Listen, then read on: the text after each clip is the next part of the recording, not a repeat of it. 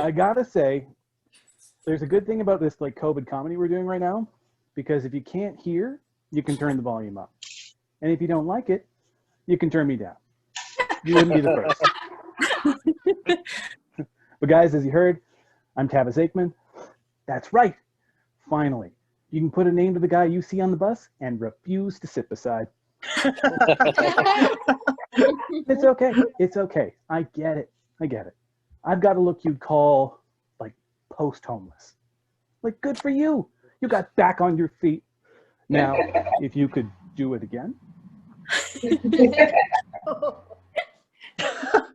I'm an uncle. I'm an uncle for the 4th time now, which is a weird thing to be proud of. It's like saying, hey, you want to know who fucks? The rest of my family. All it really means is every now and then I've got to watch my older sister's kids. And she's strict. So I ask her what to do. And she tells me. She says, they're not allowed to watch TV. I say, that's fine. But what about me? So I take them out when I'm over. And I get a lot of attention when I'm at the park with them. Frankly, I don't see what the big problem is.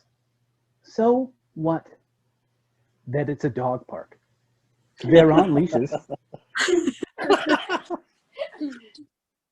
My sister hates when I say that I put her kids on leashes because, you know, it's supposed to be choke chains. I told you, she's strict. She's strict. But guys, I'm pretty sure we got a nice crowd here. Hard to see because I can't see all the faces, but you know, I bet we probably have some single people here trying to figure out dating. Let me tell you, dating is like fishing. It takes time, and you know, only psychos make a hobby of it.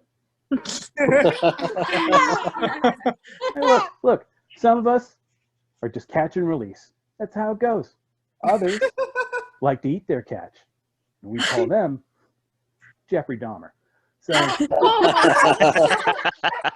mean, look, what you want is a trophy fisher, someone who's going to stuff you, mount you, and tell the story of your catch for the rest of their days. What you get is the guy that likes to hang out at the Bass Pro Shop, trying to figure out why his hook doesn't work. Like, you know these guys. The kind of guys that send out like unsolicited dick pics. Like, I showed her my bait, but she's still not biting.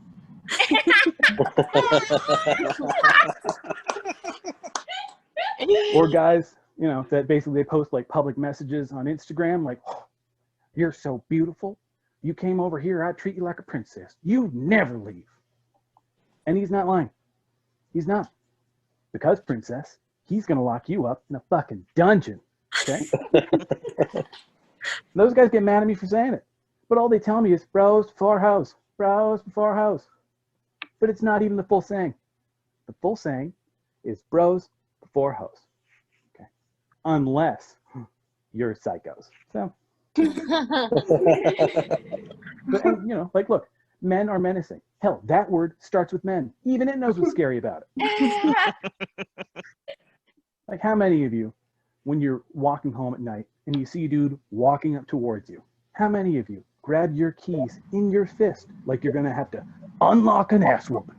But the only problem is you have no idea which way that door is going to swing open.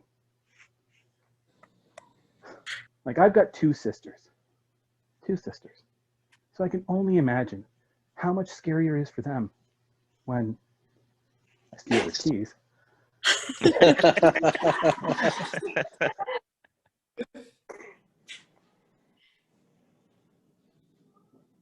Now, let me ask you guys a question. Who here likes making out in public? Who doesn't, right? Let me tell you. Fucking everyone who isn't making out. PDA should stand for please don't. Ah.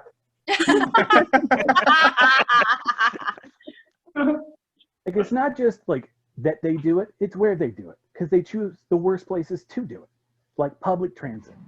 Like, you ever been on the bus and a couple decides to make out beside you, like hardcore, like it's the end of the world, and they don't even have the manners to invite you to join.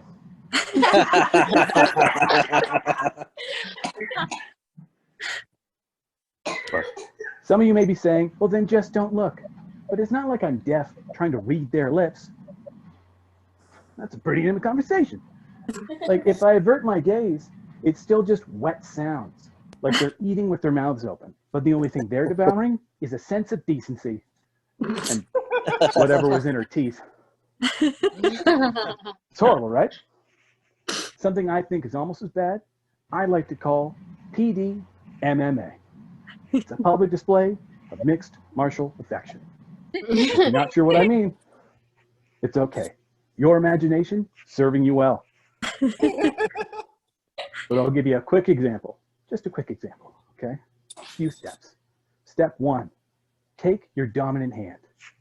Step 2, make a vice grip on the back of your lover's neck. And for those of you hoping for step 3, you fucking psychos, haven't you done enough already? Like when I hear women talk about breaking the hold their man has over them, I assume this is what they mean. So just look. When your lover is lacking in self-control, at least get wrist control. Okay? Guys, thank you. That's my time. I'm Tad Sigmund. It's been a pleasure.